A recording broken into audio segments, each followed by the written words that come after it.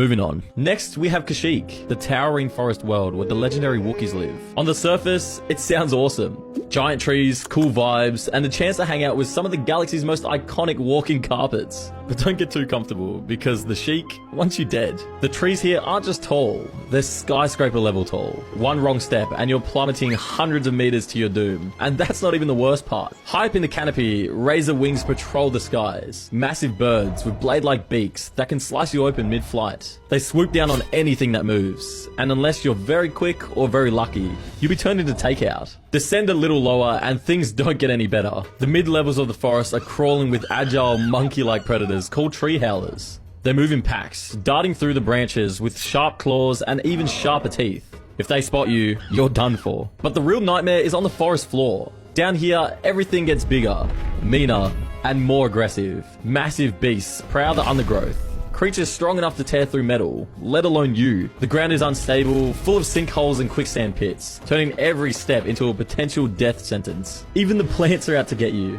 Some vines have a nasty habit of grabbing passerbys, coiling around limbs and pulling them into the shadows. You're not walking through a forest, you're walking through a living, breathing trap. And then there are the Wookiees themselves. Sure, they're brave, noble, and loyal, but here on their home turf, they're also fierce, territorial warriors. One wrong word, one accidental insult, and you might find out exactly how strong a Wookiee is. And let's just say, they don't always settle things with a calm chat. So yeah, Kashyyyk may look like a nature lover's paradise, but step foot here without an invite and just see how well it goes for you. But that's nothing when you compare it to Geonosis, a dusty, rocky wasteland with a history as brutal as its terrain. This planet is where the Clone Wars first ignited, and later where the Empire quietly began constructing the Death Star. Beneath its rocky surface lies a legacy of war, death, and industrial horror. The native Genosians are creepy, insect-like beings that operate like a hive. They are brilliant engineers and even more ruthless warriors. They built massive droid factories that help power the war machine, and they absolutely do not welcome outsiders. If you cross them, best case scenario, you're enslaved and worked to the bone. Worst case,